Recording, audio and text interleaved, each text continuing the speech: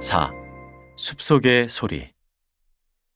설사 우리가 아주 정선된 고정만 읽는다고 해도 그것은 그 자체로 방언이며 지방색 가득한 어떤 특정한 언어만 읽는 게 된다. 그리하여 우리는 모든 사물과 사건이 아무 비유 없이 직접 전해지는 자연 언어를 망각할 위험이 있다. 실은 그 언어만이 아주 풍성하고 또 표준적이다.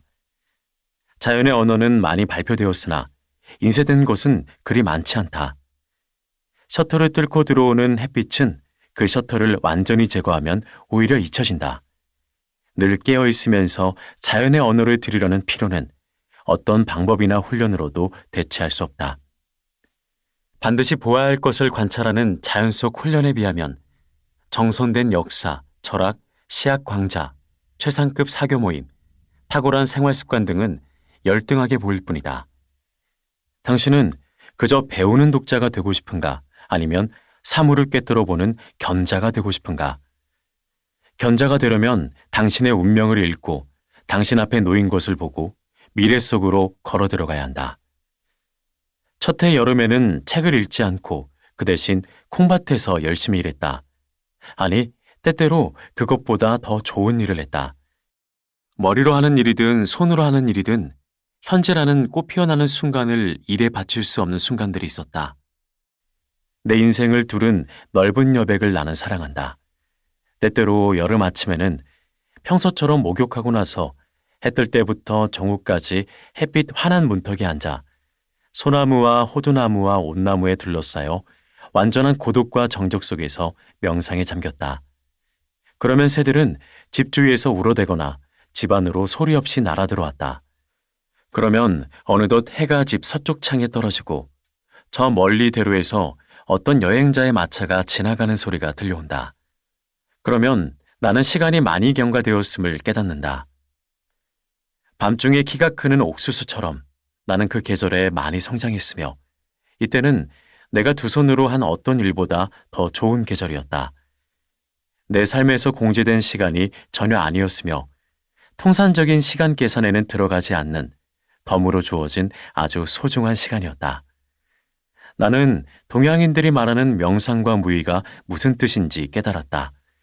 그 계절에 나는 대부분 시간이 어떻게 흘러가는지 의식하지 않았다. 하루는 빛의 속도로 빠르게 지나갔다. 아침에 일을 나갔는데 어느덧 저녁이었다. 기억할 만한 일은 벌어지지 않았다. 나는 새들처럼 노래하진 않았지만 계속되는 좋은 행운에 주영이 미소 지었다. 참새가 내 문 앞 호두나무에 앉아 지저귀는 것처럼 나 또한 조용히 껄껄거리거나 흥얼거리는 소리를 냈다. 참새는 아마도 집에서 흘러나오는 그런 웃음소리를 들었으리라. 나의 나날은 한 주 속에 든 이교도 신의 이름을 딴 요일이 아니었다. 시간 단위로 쪼개져 있지도 않고 시계의 째깍거리는 소리로 침식되지도 않았다. 나는 브라질의 프리 인디언들처럼 살았다. 그 부족에 대해서는 이런 말이 전해진다. 그들은 어제, 오늘, 내일에 대해 단 하나의 단어를 갖고 있을 뿐이다. 그들은 다양한 동작으로 그 셋을 구분한다. 뒤를 가리킴으로써 어제, 앞을 가리킴으로써 내일, 머리 위를 가리킴으로써 오늘을 표시하는 것이다. 물론 이것은 내 이웃인 마을 사람들이 보기엔 무척 한심한 짓이다. 그러나 새와 꽃이 자기 기준을 가지고 내게 시험을 친다면 나는 합격될 것이다. 인간은 내면에서 자신에게 중요한 일을 발견해야 한다. 자연 속 하루는 아주 평온하므로 그가 이런 식으로 게으름을 피워도 비난하지 않는다. 사람들은 오락을 얻기 위해 주위를 두리번거리고 또 사교 모임이나 극장 같은 데를 기웃거린다. 이런 사람들에 비해 나의 생활 양식에는 나름대로 이점이 있다. 생활 자체가 오락이 되었고 늘 신기함을 유지했다. 그것은 여러 장면으로 구성된 드라마였고 끝나는 법이 없었다. 우리가 꾸준히 생계를 유지하고 우리가 배운 가장 좋은 최신 방식으로 일상생활을 조절한다면 권태 때문에 괴로워할 일은 없을 것이다. 위대한 정신을 시키는 것을 면밀하게 주시해보라. 그러면 당신은 매 시간 새로운 전망을 얻을 것이다. 가령 집안에서 하는 일도 즐거운 오락이다. 나는 숲속 오두막집 바닥이 지저분하면 아침 일찍 일어나 모든 가구를 집 밖에 풀밭에 내다 놓는다. 침대와 침대 머리맡도 한 묶음으로 밖에 내놓고 방바닥에 물을 뿌린 후 호수에서 가져온 하얀 모래를 그 위에 뿌린 다음 빗자루로 반들반들 광택이 날 때까지 박박 닦는다. 마을 사람들이 아침 식사를 끝낼 무렵이면 아침 햇살이 내 집을 충분히 말려주어 이제 가구를 다 들여놓을 수 있다. 그동안 나의 명상은 거의 방해받지 않는다. 풀밭에 내놓은 나의 가구들이 집시의 짐처럼 자그마한 꾸러미를 이루는 광경을 보는 것은 즐거운 일이다. 책과 펜과 잉크를 그대로 둔 채 내놓은 산바리 테이블은 소나무와 호두나무 사이에 우뚝 서 있다. 가구들은 그렇게 밖으로 나오는 것을 즐거워했고 집 안으로 다시 들어가는 것을 싫어하는 듯했다. 때때로 그 짐들 위에 차양막을 치고 거기에 자리를 잡을까 하는 생각도 했다. 가구에 햇볕이 내리쬐는 광경을 쳐다보면서 시원한 바람이 그 위를 불어가는 소리를 듣는 일은 제법 그럴듯한 오락이었다. 대부분 낯익은 물건은 집 안에 있을 때보다 밖에 있을 때 더욱 흥미롭게 보인다. 새 한 마리가 옆 나뭇가지에 앉아있고 떡숙이 테이블 밑에서 자라고 검은 딸기 덩굴이 테이블 다리 주위를 기어간다. 솔방울, 호두나무 가시, 딸기 잎사귀 등이 주위에 흩어져 있다. 한때 그 가구들 사이에 있기라도 한 것처럼 그놈들은 테이블, 의자, 침대 주위에서 잘 어울렸다. 내 집은 언덕 측면에 있는데 커다란 숲 가장자리 바로 옆이다. 호수로부터 6로드 떨어진 지점, 어린 소나무와 호두나무들이 자라는 숲의 한가운데에 있다. 산기슭에는 호수로 내려가는 오솔길이 하나 있다. 집 앞마당에는 딸기, 검은 딸기, 떡쑥, 물레나물, 미역치, 작은 참나무, 모래벚나무, 블루베리, 감자콩 등이 자란다. 5월 말경, 샌드번 나무는 그 짧은 줄기에 원통형으로 매달린 아름다운 꽃들로 오솔길 양옆을 장식한다. 그리고 가을이 되면 그 줄기에 튼실한 크기의 예쁜 체리들이 열리는데 줄기는 그것의 무게를 견디지 못해 온 사방으로 마치 햇빛의 화관처럼 체리를 떨어뜨린다. 나는 자연에 대한 경의를 표시하기 위해 그 체리를 맛보는데 그리 좋은 맛은 아니다. 온나무는 집 주위에 풍성하게 자라고 있다. 이 나무들은 내가 만들어 놓은 두둑이로 불쑥 밀고 올라와 첫 계절에만 5, 6피트 자랐다. 이 나무의 넓은 긴 모양의 열대성 잎사귀는 생김새가 좀 이상하지만 그래도 보기가 좋다. 봄이 되면 이 나무의 죽은 듯한 메마른 가지에서 갑자기 봉오리가 쑥 밀고 나오는데 마치 마술을 부린 것처럼 직경 1인치의 우아하고 부드러운 초록가지로 발전한다.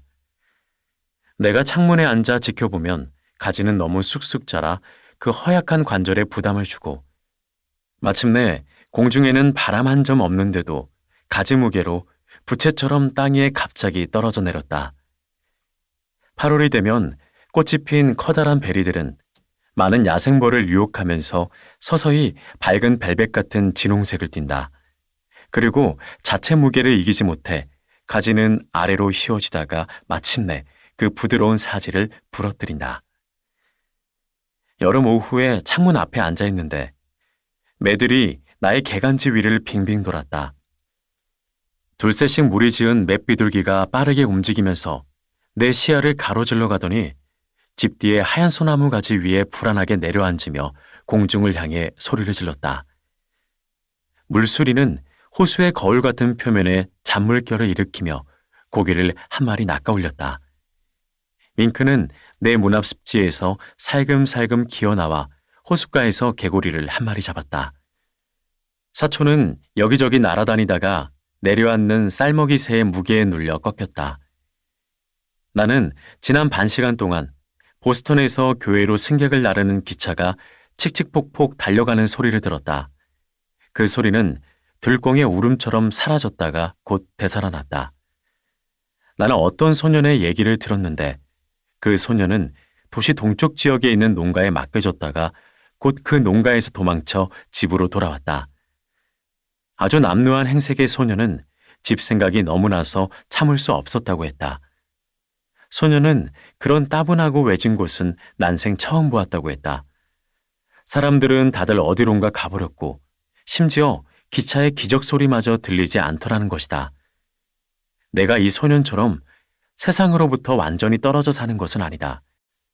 이제 매사추세츠에 그런 곳이 있을지 의문이다.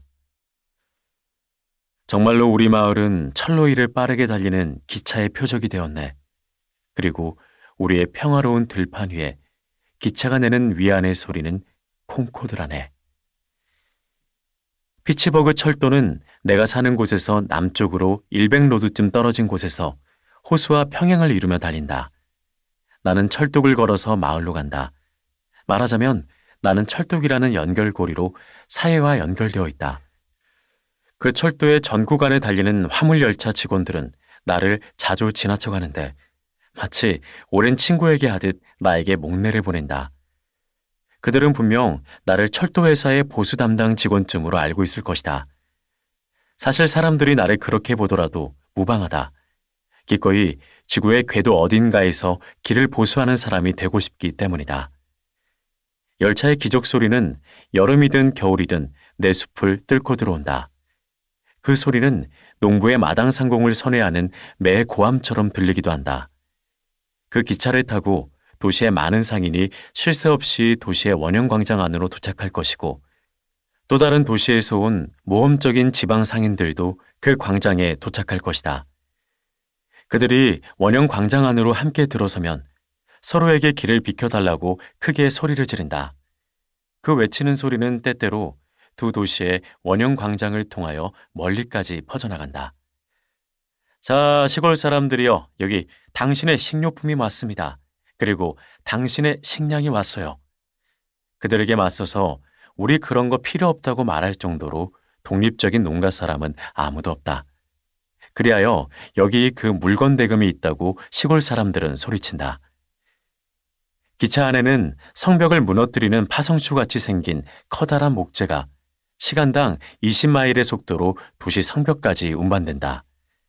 또 그 성벽 안에 사는 모든 피곤한 사람과 무거운 짐진 자가 앉을 수 있는 의자들도 운반된다. 시골 사람들은 이런 둔중하면서도 묵직한 나무들뿐 아니라 의자까지도 도시에 제공하는 것이다. 그들은 또 산에서 인디언 월귤나무 열매를 따내고 들판에서 덩굴 월귤 열매를 채취해 그 또한 도시로 싣고 간다.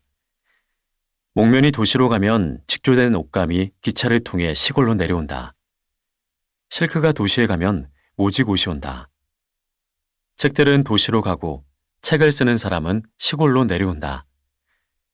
나는 기다란 차량을 매단 기관차가 행성 같은 움직임으로 달려가는 광경을 쳐다본다. 아니, 열차는 혜성처럼 달려가는 것 같다. 기차를 쳐다보는 구경꾼은 철마가 그런 속도와 방향으로 계속 달린다면 과연 태양계로 되돌아올 수 있을지 의심스러워한다. 그 궤도가 도무지 되돌아오는 커브 같지 않기 때문이다. 기관차가 뿜어내는 증기구름은 황금과 순운의 화관 뒤에서 나부끼는 깃발처럼 보인다. 그 증기구름은 내가 일찍이 하늘 높은 곳에서 본 바 있는 새털구름처럼 빛을 향해 퍼져나간다. 이 여행하는 반신, 이 구름을 멀리 쫓아버리는 철마는 석양의 하늘을 자신의 제복으로 삼는다. 나는 철마가 그 천둥 같은 콧방귀로 온 산과들의 반향을 일으키고 그 발로 지축을 흔들어대고 그 콧구멍에서 불과 연기를 내뿜는 광경을 쳐다본다. 현대의 새로운 신화에서 이 철마가 아니라면 어떤 날개 달린 철마와 불 뿜는 괴룡을 대신 집어넣을 수 있을까? 이제 지구는 거기에 살기 합당한 철마라는 종족을 얻은 듯하다. 만약 겉으로 보이는 것이 실제라면 인간은 고상한 목적을 달성하기 위해 자연의 힘을 자기 하인으로 삼은 듯하다. 만약 기관차 위에 매달린 증기구름이 영웅적 행위에서 나온 땀방울이고 그 구름이 농부의 들판 위에 떠있는 구름처럼 혜택을 내려주는 것이라면 이제 자연의 힘과 자연 그 자체가 기꺼이 인간의 운송 사업에 동참하면서 인간을 경호할 것이다. 새벽 열차가 지나가는 광경을 쳐다보면 역시 일정한 시간에 떠오르는 태양을 쳐다볼 때와 똑같은 느낌이 든다. 기관차가 내뿜는 구름은 열차가 보스턴에 도착할 무렵에 기차 뒤로 뻗어나가다가 점점 위로 올라가 마침내 하늘에 도달한다. 기차가 내뿜는 구름은 잠시 태양을 가리고 나의 저 먼 들판을 그늘 속에 가둔다. 하늘로 올라가는 구름의 천상 열차에 비하면 지상을 기어가는 자그마한 열차 차량은 거대한 창에 매달린 미늘처럼 보인다. 철마의 마국간지기는 이 겨울 아침에 산간지대의 별빛을 바라보며 아침 일찍 잠에서 깨어나 그의 철마에 사료를 주고 마구를 입힌다. 철마 내부에 생명의 온기를 집어넣어 그가 벌떡 일어설 수 있게 하려고 불 또한 아침 일찍 지피는 것이다. 철도 사업이 그처럼 아침 일찍 시작되는 만큼 정직한 목적에 봉사할 수 있다면 얼마나 좋을까. 눈이 많이 쌓이면 사람들은 철마에 눈신을 심기고 거대한 쟁기로 산간지대에서 해안에 이르는 지역에 홈을 판다. 그러면 철마 차량들은 일종의 씨앗 뿌리는 기계가 되어 악천 후에 불안해하는 승객들과 운송 중인 상품을 각 지방에 씨앗처럼 뿌려댈 것이다. 철마는 전국 각지를 종일 누비고 다닐 것이고 그의 주인이 휴식을 취하려 할 때만 잠시 멈추어 설 것이다. 나는 한밤중에도 철마의 발걸음 소리와 도전적인 콧방귀 소리에 잠에서 깬다. 철마는 그 시간에도 숲속 외딴 계곡을 내달리며 얼음과 눈에 갇힌 자연의 힘에 맞선다. 철마는 마침내 새벽 별과 함께 마국간에 도착할 것이고 제대로 쉬거나 눈을 붙일 새도 없이 또다시 여행길에 오를 것이다. 어느 날 저녁, 나는 그가 마국간에서 그날 하루의 남은 에너지를 콧김으로 불어내는 소리를 들었다. 철마는 그런 식으로 날카로운 신경을 진정시키고 몇 시간 동안 선잠에 듦으로써 간과 뇌를 식힌다. 철마의 일이 그처럼 피곤을 모르고 오래 진행되듯 그에 못지않게 영웅적이고 또 당당한 것이었으면 얼마나 좋겠는가. 어두운 밤중에 도시들의 경계에 있는 인적드문 저 먼 숲. 전에 사냥꾼이 낮 동안 딱 한 번 들어간 적이 있는 숲을 통과하여 사랑방 사람들 이름을 제대로 알지 못하는 이 밝은 사랑방이 손살같이 앞으로 내달린다. 지금 이 순간 사교 모임으로 혼잡한 읍이나 도시의 불빛 휘황한 기차역에 멈추어 서는가 하면 그 다음 순간 음산한 습지를 통과하면서 올빼미와 여우를 위협하는 것이다. 열차의 왕래 발착은 이제 마을 일과에서 중요한 행사이다. 열차는 아주 일정하고 정확하게 오가고 또 기적 소리가 멀리까지 퍼져나가면서 그 도착을 미리 알린다. 그리하여 농부들은 기차 움직임에 따라 시계를 맞춘다. 이렇게 하여 잘 운영되는 운송제도가 온 나라 시간표를 설정한다. 철도가 부설된 이래 인간의 시간 옴수 태도는 향상되지 않았는가? 그들은 과거 마차역에서보다는 오늘날 기차역에서 더 빨리 말하고 더 빨리 생각하지 않는가? 기차역 분위기에는 뭔가 전기처럼 짜릿한 것이 있다. 나는 철도가 만들어낸 기적에 자주 놀란다. 그처럼 빠른 운송수단을 이용해 보스턴까지 가는 일은 결코 없으리라고 내가 단정적으로 예언했던 몇몇 이웃이 있었다. 하지만 그들은 기관차의 종이 울리자마자 즉각 승강장에 나타났다. 철도식으로 일하는 것이 이제 하나의 유행어가 되었다. 자기 운행 노선을 방해하지 말라고 철마에게 자주 또 진지하게 경고받는 게 필요하다. 철마의 경우 잠시 멈춰서서 사전 경고를 읽어주는 일도 없고 그런 경고의 발동에 뒤이어 군중의 머리 위로 불벼락을 내리는 일도 없다. 철마는 예정된 길을 그냥 내달린다. 우리는 하나의 운명, 결코 옆으로 물러서는 법이 없는 아트로포스를 발명했다. 인간은 어떤 일정한 시분에 철마의 화살이 컴퍼스의 특정한 점을 향해 날아간다는 통지를 미리 받는다. 그러나 철마는 사람들의 일에 간섭하지 않고 아이들은 다른 길을 타고서 학교에 간다. 우리는 철마 덕분에 더 안정된 삶을 산다. 우리는 이렇게 하여 비렐름 텔의 아들이 될 것을 교육받는다. 공중에는 보이지 않는 화살들이 가득하다. 당신이 가야 할 길을 제외한 모든 길은 운명의 길이다. 그러니 당신 자신의 노선을 지켜라. 내가 상업행위를 좋게 보는 부분은 그 진취성과 용감함에 있다. 상업은 양손을 꼭 모아쥐고 제우스 신에게 기도를 올리지 않는다. 나는 상인들이 그들 나름의 용기와 만족감을 갖고 날마다 일하는 것을 본다. 그들은 자신이 생각하는 것보다 더 많은 일을 하고 어쩌면 그들이 의식적으로 구하내는 것보다 더 좋은 일에 종사한다. 나는 부에나비스타 전선에서 30분 이상 버틴 사람의 영웅적 행동보다는 자신의 겨울 숙소를 위해 눈치우는 기구를 오래 붙들고 있는 사람의 꾸준하고 쾌활한 용기에 더 감동받는다.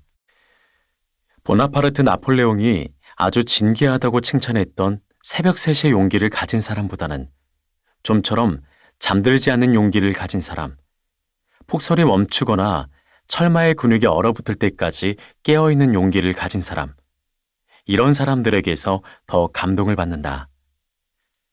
아직 눈보라가 몰아치고 사람의 피를 흘리는 이 대설의 아침에 나는 얼어붙은 축축한 철마의 숨결이 만들어내는 안개 장막을 뚫고서 들려오는 저 둔탁한 기관차의 종소리를 들었다. 그것은 열차가 별로 지연되지 않고 곧 도착할 것이라는 신호다. 철마는 뉴 잉글랜드의 북동풍이 몰고 오는 눈보라에도 꿈쩍 않고 달려온 것이다. 나는 눈과 서리를 뒤집어 쓴 눈치우는 농부들을 본다. 그들의 머리가 쟁기 위에 덧댄 쇠조각 위로 불쑥 올라와 있는 것이 보인다. 그 쇠조각은 데이지 떨기 같은 눈덩어리를 찍어 눌러 들쥐 소굴 같은 눈더미를 만들어낸다. 그리하여 한데 뭉쳐놓은 우뚝한 눈더미는 마치 시에라 네바다 산맥의 구르는 돌덩어리 같은 모습으로 별난 세상의 한 자락을 차지하는 듯하다. 상업은 의외로 자신감에 넘치고 평온하며 민첩하고 모험심 강하며 피곤함을 느끼지 않는다. 다른 많은 공상적인 사업이나 감상적인 실험에 비해 그 운영 방식이 아주 자연스럽고 그 결과 독특한 성공을 거둔다. 나는 화물열차가 덜덜거리며 내 곁을 스쳐 지나가면 한결 기분이 상쾌해지고 마음이 넓어진 느낌이다. 롱워프에서 샴플레인 호수에 이르기까지 온갖 물건의 냄새를 맡는다. 그 열차는 내게 외국 땅, 산호초, 인도양, 열대성 기후, 그리고 넓은 지구를 생각나게 한다. 내년 여름에 많은 뉴 잉글랜드 사람들의 아마빛 머리를 덮어줄 종려나무 잎사귀, 마닐라삼, 코코야자 껍질, 낡은 밧줄, 마대, 고철과 녹슨 못 등을 보면 내가 세계 시민이 된 느낌이다. 한 차량을 가득 채운 찢어진 돛들은 종이로 다시 탄생해 인쇄된 책으로 만들어진다 해도 지금처럼 더 분명하게 눈에 띄고 또 흥미롭지 못했을 것이다. 저 찢어진 돛들이 견뎌낸 폭풍우의 내력을 저 돛처럼 생생하게 보여줄 정도로 매력적인 글을 쓸 수 있는 사람이 있을까? 저 돛들은 고칠 데가 없는 교정지이다. 여기에 메인주에서 벌목한 나무가 간다. 그것은 지난번 홍수 때 물결에 실려 바다로 가버린 나무가 아니다. 홍수에 떠내려간 나무나 쪼개진 나무가 많으므로 나무 가격은 1,000구르당 4달러가 올랐다. 소나무, 가문비나무, 삼나무 등으로 1에서 4등급으로 품질이 매겨져 있지만 얼마 전까지만 해도 다 같은 품질의 나무로 그 밑을 지나가는 곰, 말코 손바닥 사슴, 술록의 머리 위에서 표표히 잎사귀를 흔들어대며 그늘을 만들어주던 것들이었다. 그 다음으로 토마스턴 석회가 굴러가는데 최상품으로 멀리 산간지방까지 운송된 다음에야 포장을 풀 것이다. 온갖 색깔과 품질의 누더기 옷은 목면과 리넨이 추락할 수 있는 최저 조건, 옷의 최종 도착지를 보여준다. 그 지역이 미러키 같은 오지라면 모를까, 이제는 더 이상 소리치며 찾는 무늬의 옷들은 아니다. 이 옷가지들은 영국, 프랑스, 미국의 날려못, 깅엄천, 모슬린천 등 상류층과 빈민층 양쪽에서 수집된 것으로 곧 한 가지 색깔 혹은 약간의 음영만 들어간 종이가 될 것이다. 그리고 그 종이 위에는 사실에 근거한 고상하거나 비천한 실제 생활 이야기들이 기록될 것이다. 이 닫힌 차량은 소금친 생선 냄새, 강력한 뉴 잉글랜드의 상업 냄새를 풍긴다. 그 냄새는 나에게 그랜드 뱅크스 어장과 기타 어장들을 연상하게 한다. 무엇으로도 상하지 않도록 소금으로 완전하게 절인, 그리하여 성자들의 인내력까지도 부끄럽게 만드는 생선을 못 본 사람은 아마도 없을 것이다. 사람들은 이 절인 생선으로 거리를 청소하거나 도로 포장을 할 수 있고 또 불쏘시개를 쪼개는 가니망치로 쓰기도 한다. 운송업자는 이 생선으로 태양과 바람과 비로부터 자신과 화물을 보호할 수 있으리라. 과거에 콩코드 상인들이 그렇게 했듯이 상인은 가게를 시작할 때 이 절인 생선을 문 앞에 매달아둔다. 너무 오래 달아둔 나머지 가게의 최장기 단골 손님도 그게 동물인지 식물인지 광물인지 알아보지 못한다. 그러나 그것은 눈송이처럼 순결하다. 그것을 떼어내 솥에 넣고 끓이면 토요일 점심 식사 때 훌륭한 건어물 반찬이 될 것이다. 다음은 스페인산 소가죽 제품이 실려온다. 소꼬리는 그 소유주인 황소가 카리브의 연안 지방의 팜파스 일대를 누빌 때 비틀어진 정도와 올라간 각도를 그대로 유지하고 있다. 그것은 일종의 고집으로 모든 체질적 악덕은 못 말리는 것이며 전혀 고칠 수 없음을 보여준다. 고백하거니와 내가 어느 때 어떤 사람의 진짜 기질을 알게 되었다 해도 그 기질을 이승에서 더 좋은 쪽으로 혹은 더 나쁜 쪽으로 바꿀 수 있다고 보진 않는다. 동양인들은 이렇게 말한다. 개의 꼬리를 따뜻하게 한 다음 꾹 누르고 이어 줄로 단단히 묶는다고 해보자. 그런 작업을 12년 동안 하더라도 개 꼬리는 여전히 그 본래 형체를 유지할 것이다. 개꼬리가 보여주는 이런 고집스러움을 가장 잘 다스리는 치료법은 그 꼬리로 아교를 만드는 것이다. 흔히 개꼬리로 아교를 만들기도 하는데 그렇게 해놓으면 그제야 빳빳이 서서 변하지 않는다. 기차 차량에는 또 당밀 혹은 브랜디가 담긴 큰 통이 있다. 버몬트주 커팅스빌에 사는 존 스미스 씨에게 가는 물건이다. 그는 그린 마운틴스 일대에서 꽤 유명한 상인인데 그의 개간지 옆에서 농사 짓는 농부들에게 공급하는 물품을 수입한다. 지금쯤 옥상 출입문 위에 서서 해안에 도착했을 마지막 선조품을 생각하며 그 물품이 현재 가격에 어떤 영향을 미칠지 계산하고 있을 것이다. 오늘 아침 이전에 이미 수십 번이나 떠벌렸지만 지금 이 순간도 고객들에게 1등급 물품이 다음 기차로 오고 있다고 말하고 있으리라. 커팅스빌 타임스 신문에 광고까지 했을 테고. 이런 물품이 위로 올라갈 때 아래로 내려오는 물품도 있다.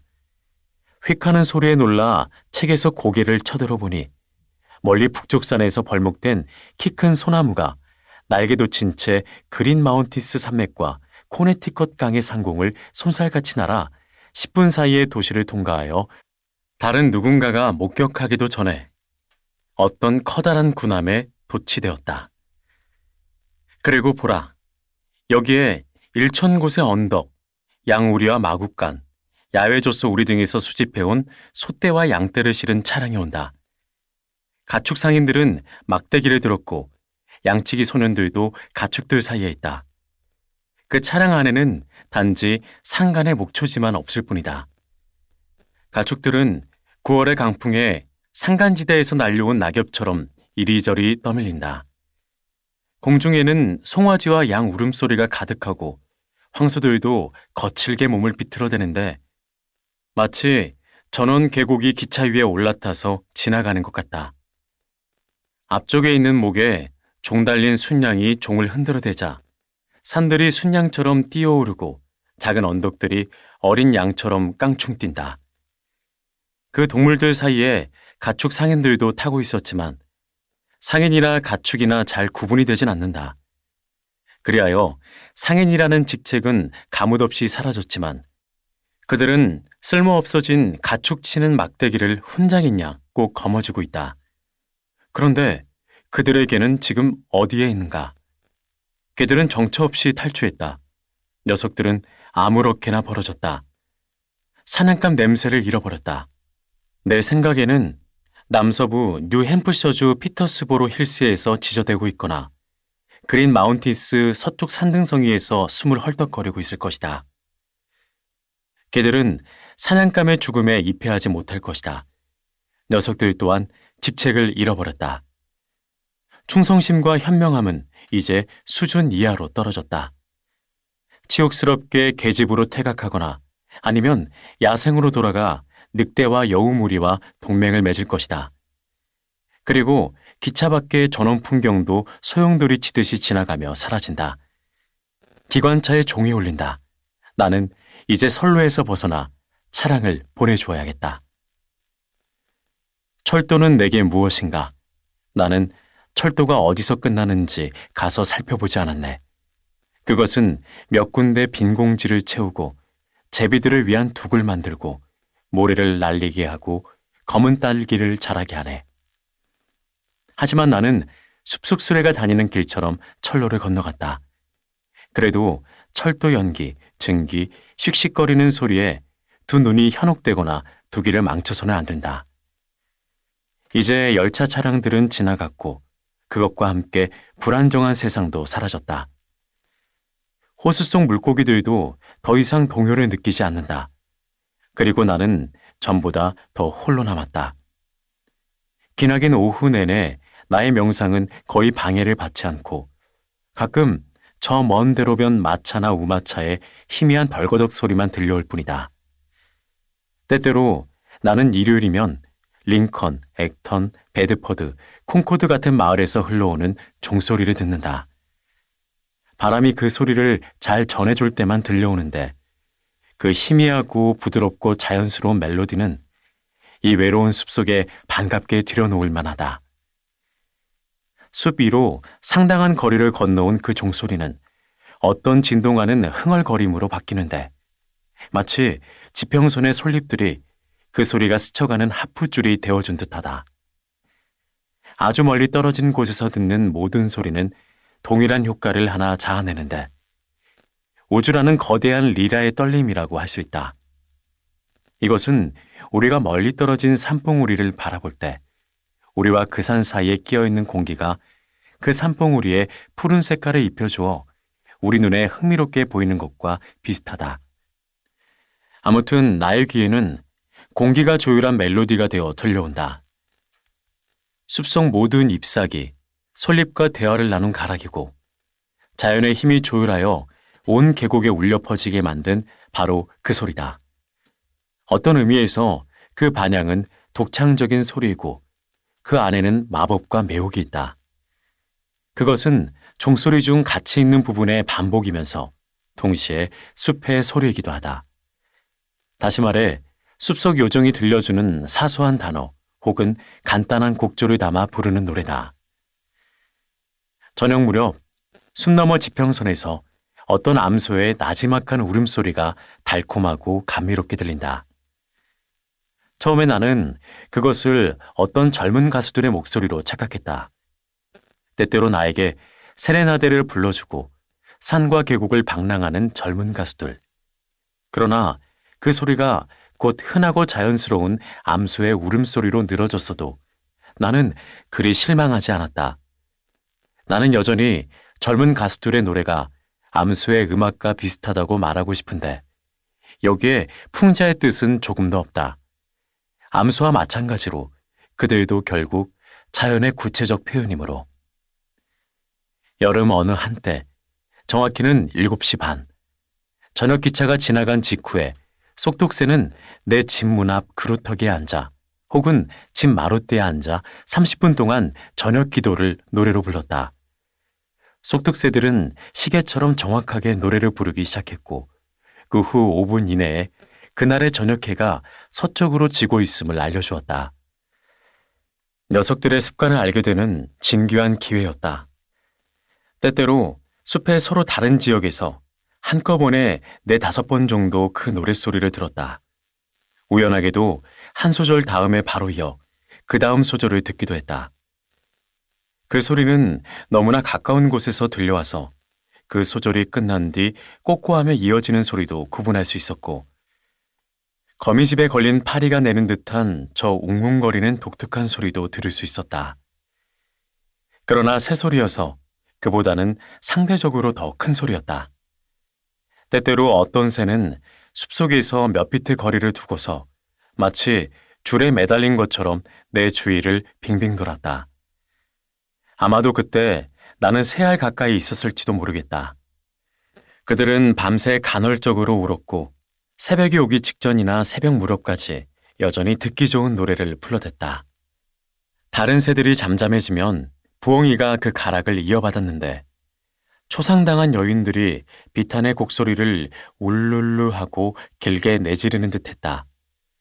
그들의 음산한 비명은 진정 냉소적인 벤 존슨 풍이었다. 현명한 한밤중의 마귀들, 그것은 시인의 정직하고 노골적인 노래가 아니다. 농담조는 전혀 없는 엄숙한 묘지의 가장 슬픈 노래이며 동반 자살한 애인들이 지옥의 숲속에서 지고한 사랑의 고통과 기쁨을 회상하며 서로 위로하는 노래다. 그러나 나는 숲의 가장자리로 울려 퍼지는 그 울부짖음과 구슬픈 반응을 즐겨 듣는다. 그것은 때때로 내게 노랫가락과 노래하는 새들을 상기하게 한다. 그것은 음악의 어둡고 눈물 젖은 부분이고 또 기꺼이 노래로 표현되길 바라는 회한이요 탄식인 듯하다. 부엉이들은 저급한 정신이요 암울한 전조이다. 그것은 한때 인간의 모습을 하고 지상을 몽유하며 어둠의 행위를 저지르던 타락한 영혼이었으나 이제는 저 구슬픈 찬가와 시가를 가지고 과거에 비행을 저지른 현장에 나타나 속죄하는 것이다. 그들을 보노라면 나는 우리 공통의 집인 자연이 가진 다양성과 역동성을 새롭게 인식하게 된다. 한 부엉이가 호수 한쪽 측면에서 아예 태어나지 않았더라면 좋았을 걸 하고 말하듯 부엉부엉 울어대더니 곧 불안한 절망의 몸짓으로 공중을 선회하여 회색 참나무 횃대 위에 내려앉았다. 그러자 더 멀리 떨어진 곳에 있던 다른 부엉이가 부엉부엉 아예 태어나지 않았더라면 좋았을 걸 하고 탄식을 토했는데 그 희미한 소리는 저 먼 링컨 숲속에서 울려오는 것이었다. 나는 또한 큰 울음 올빼미의 서야곡도 들었다. 가까이서 들으면 그 소리는 자연 중 가장 울적한 소리라는 생각이 든다. 저 새는 죽어가는 인간의 신음소리를 하나의 가락으로 영구히 기록하려는 듯하다. 죽어가는 인간이란 모든 희망을 버린 불쌍하고 허약한 자이고 동물처럼 울부짖되 인간적인 흐느낌으로 호소하는 자이며 저 어두운 계곡에 들어서게 되자 걸걸대는 신음을 내어 더욱 사람을 오싹하게 만드는 자다. 그 소리를 흉내내려 하는 순간 나는 걸걸이라는 소리를 내려고 했다. 그것은 건전하고 용감한 생각에는 욕되게도 끈적거리는 곰팡이 같은 심리 상태를 드러내는 의성어다. 그 소리는 내게 무덤을 파헤쳐 시체를 먹는다는 씩씩이, 백치, 광인의 아우성을 떠오르게 했다. 그러나 이제 저 먼 숲에서 같은 곡조로 답변하는 올빼미 소리는 아주 멀리 떨어져 있는 탓인지 아름다운 선율로 들렸고 괜찮아, 괜찮아, 다 괜찮아 하고 말하는 듯했다. 실제로 그 가락은 숲을 통과하여 울려오는 내내 낮이든 밤이든 혹은 여름이든 겨울이든 즐거운 연상만 안겨주었다. 나는 숲속에 올빼미가 있어 즐겁다. 그들이 인간을 위해 백치 같고 악마 같은 울음소리로 계속 울도록 두자. 그것은 햇빛이 스며들지 않는 습지와 미명의 숲속에 아주 잘 어울리는 소리다. 그것은 인간이 아직 자신의 것으로 인식하지 못하는 광대무변한 미개발의 자연을 암시한다. 올빼미 소리는 우리 모두가 가진 저 지독한 미명과 충족되지 못한 욕망을 상징한다. 태양은 어떤 야만적인 습지의 표면에서 종일 빛난다. 그 습지에는 이끼 달린 가문비 나무가 한 그루 서 있다. 자그마한 매들이 그 나무의 상공을 선회하고 박새는 상록식물 사이에서 혀 짧은 소리로 노래하며 들꿩과 토끼는 그 밑을 살금살금 기어간다.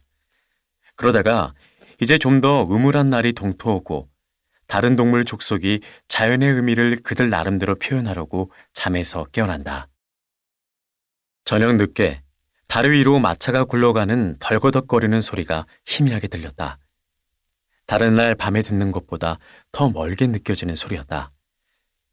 개들이 짖는 소리, 때때로 멀리 떨어진 외양간에서 뭔가 못마땅한 암소가 나지막하게 울어대는 소리도 들려왔다.